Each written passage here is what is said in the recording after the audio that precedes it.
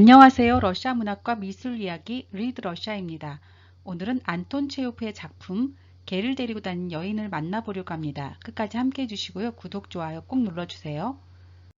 개를 데리고 다니는 여인은 1898년 집필해서 1899년에 발표되었습니다. 개를 데리고 다니는 여인은 러시아 사상지 12호에 게재되었죠. 작품 개를 데리고 다니는 여인은 휴양지 얄타에서 만난 남녀의 사랑을 그린 단편입니다. 체호프는 1897년 3월에 폐결력이 악화되어 각혈을 하게 됩니다. 그래서 크림반도의 얄타로 거처를 옮겨 유학생활을 시작하죠. 얄타에 있는 개를 데리고 다니는 여인의 동상과 체호프 동상입니다. 얄타에서 유학을 하면서 체호프는 고리끼나 분인 등 신진 작가들과 만남을 가졌습니다. 사진은 고리끼, 체호, 분인의 모습입니다. 이 사진은 1902년 얄타에서 찍은 체호프와 고리끼입니다. 둘의 사이는 상당히 가까웠던 것으로 전해지고 있습니다.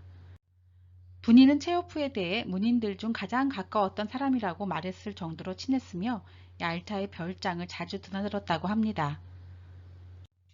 톨스토이의 병문안을 받았던 체호프의 모습입니다. 톨스토이는 이 만남 이후 완전히 무신론자이지만 선한 체호프를 만났다고 말했습니다. 1901년 9월 얄타에서 찍은 톨스토이와 체호프입니다. 개를 데리고 다니는 여인은 얄타에서 집필되었습니다. 그래서 체호프의 얄타 생활 경험과 작가의 아내인 올가 크니페르와의 사랑이 접목되었다는 의견도 있습니다. 사진은 1899년 얄타의 체호프 저택 모습입니다. 이 집에서 체호프는 말년을 보냈으며 개를 데리고 다니는 여인 등을 집필했습니다. 이 작품이 유부남 유부녀의 불륜을 소재로 한 것임에도 불구하고 블라지미르 나보코프는 개를 데리고 다니는 여인을 세계문학사에서 가장 위대한 작품들 중 하나로 평가했습니다. 당대 사회의 도덕을 넘어선 남녀 간의 불륜을 설파한 반사회적 소설로 낙인 찍히기도 했지만 다른 한편으로 이른바 상투적 리얼리즘을 극복하고 문학사의 새로운 장을 열어젖힌 세계문학사에서 가장 위대한 단편으로 칭송받기도 하지요. 그럼 이제 작품을 들여다볼까요? 이 작품의 제목은 개를 데리고 다니는 여인이지만 화자는 남자 주인공 구로프입니다. 관점 또한 구로프의 시선이죠.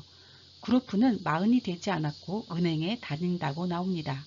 남자 주인공이 19세기 남자 주인공들처럼 귀족이나 인텔리, 잡계급 지식인이 아닌 부르주아라는 점도 특이합니다.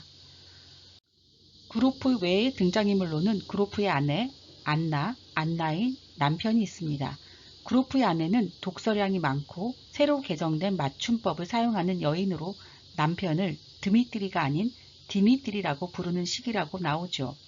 스스로를 인텔리라고 칭하지만 구로프는 아내를 깊이가 없고 생각이 얕은 촌뜨기이며 신경질적이라고 잘난 척만 한다고 생각합니다.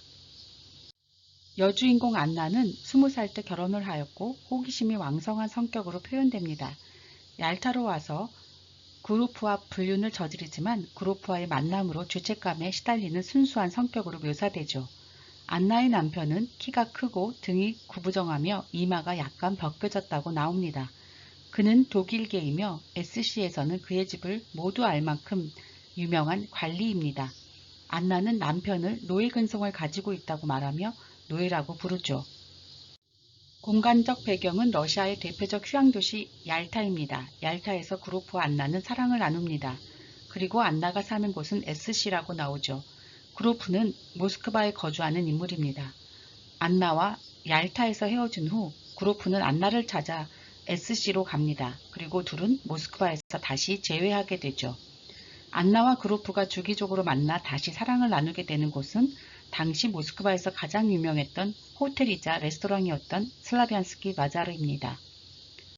그럼 남자 주인공 구로프를 좀 더 자세히 살펴볼까요? 구로프는 얄타에 온 지 2주일 정도 된 신사입니다. 아직 40이 되지 않은 나이에 12살 난 딸 하나와 중학교에 다니는 2 아들이 있습니다.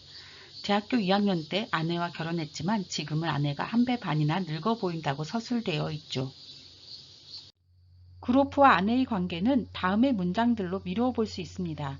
깊이가 없고 생각이 얕은 시골뜨기 여자라고 생각하고 갑갑하게 여겨 집에 붙어 있지 않았다라든가, 따로 여자를 데리고 살기 시작한 것도 상당히 꽤 오래전 일이며 더욱이 몇 차례나 거듭되고 있었다라든가, 저급한 인종이라고 여자를 말하지만 이 저급한 인종 없이는 단 하루도 살지 못할 형편인 사람이라고 서술됩니다. 여주인공 안나는 몸집이 작은 금발에 베레모를 쓰고 스피츠동에 흰 강아지를 데리고 다니는 여인입니다.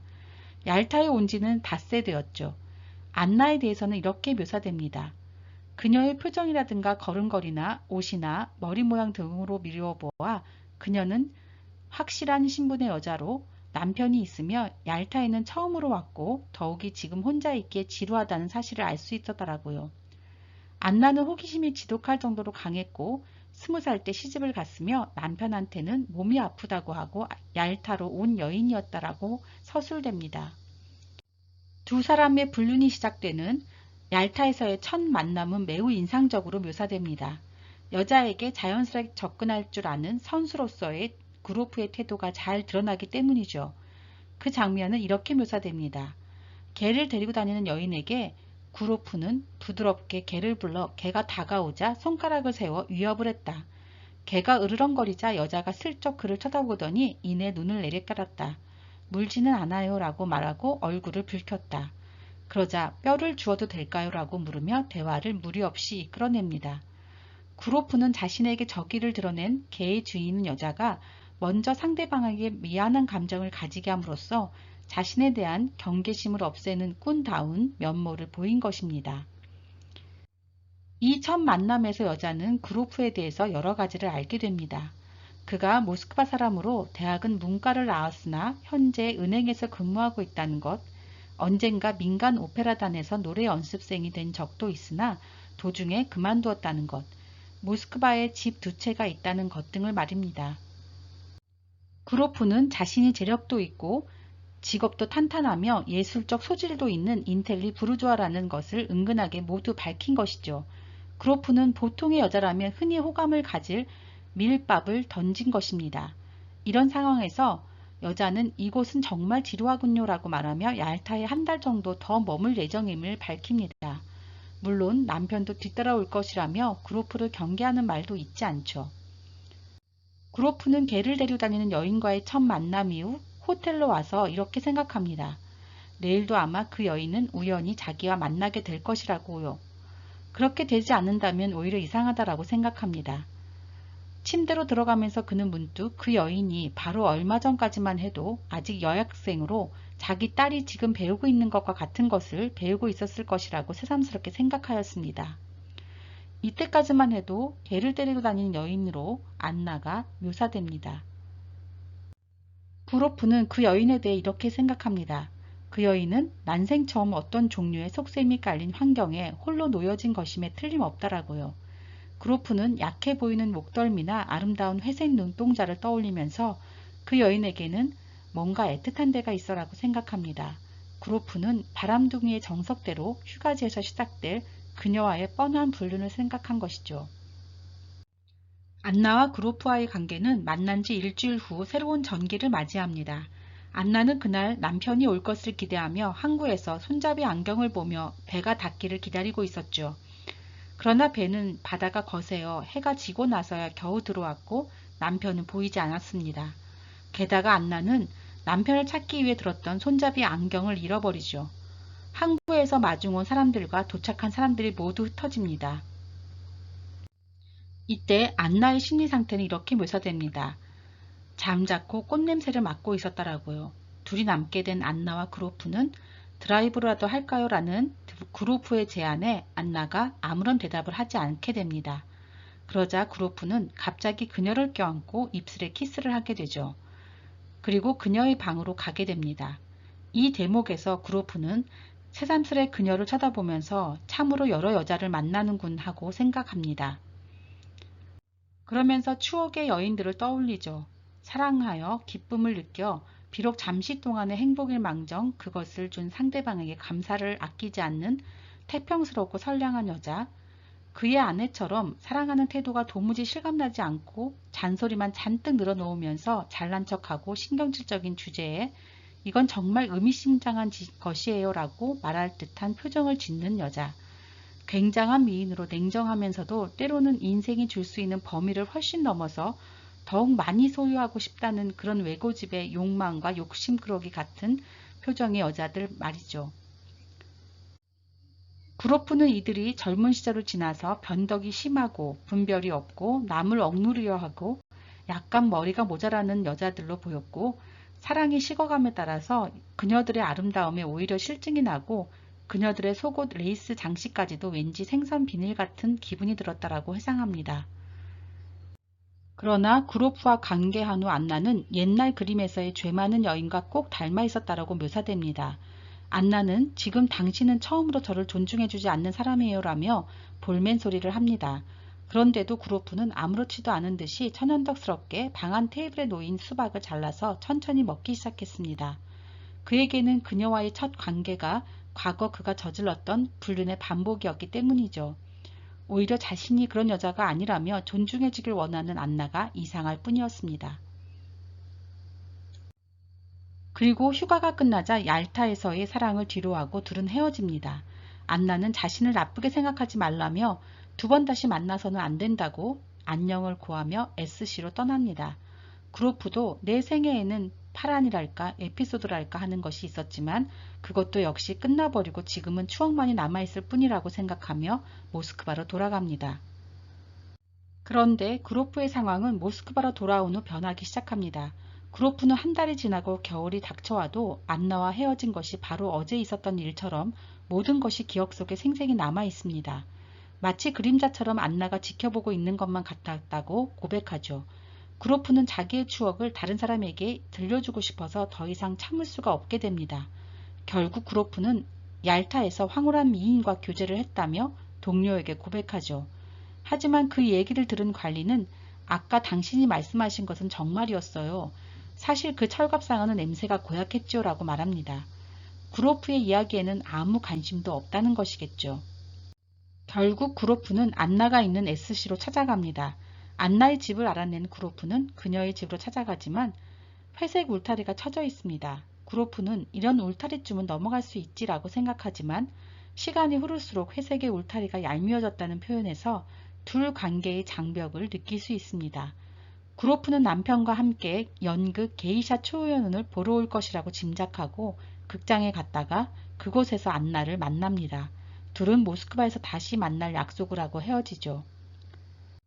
구로프는 얄타 정거장에서 안나를 배웅하고 나서 이로써 모든 일이 끝났다. 이제 두 번 다시 만나는 일은 없을 것이다 라고 마음속으로 중얼거렸던 일을 회상합니다. 그것이 마지막이 되려면 아직도 얼마나 먼 것일까라고요. 뻔한 불륜으로 끝났어야 할 관계가 안 보고는 못 베기는 사랑의 관계가 된 것입니다.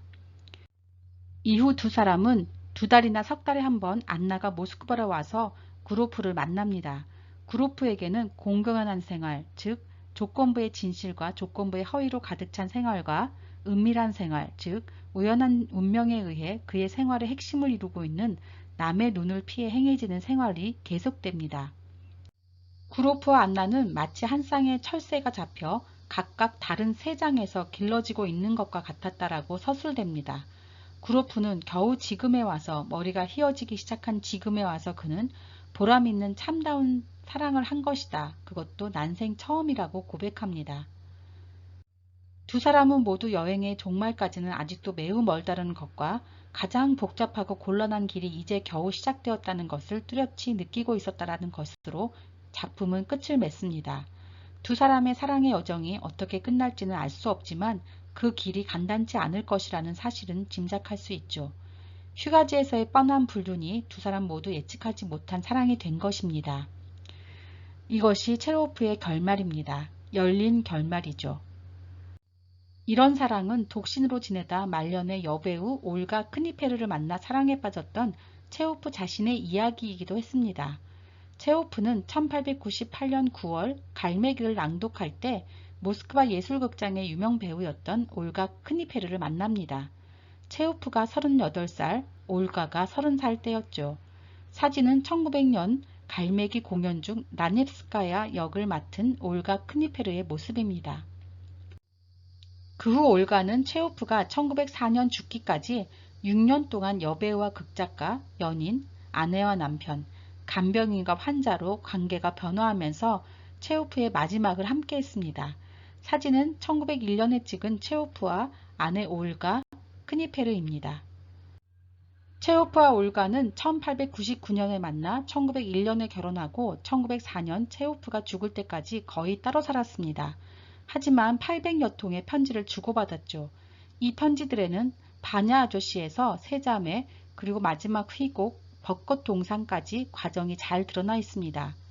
사진은 1901년에 찍은 세자매의 마샤 역을 한 올가 크니페르의 모습입니다. 이뿐만 아니라 1902년에 있었던 올가의 유산과 완쾌 과정, 그리고 체호프가 사할린에서 돌아온 후 병에 걸릴 때까지의 상황, 작품의 집필 과정, 당시 사회상 등이 잘 서술되어 있죠. 이 서한들은 체호프 연구의 큰 자료로 활용되고 있습니다.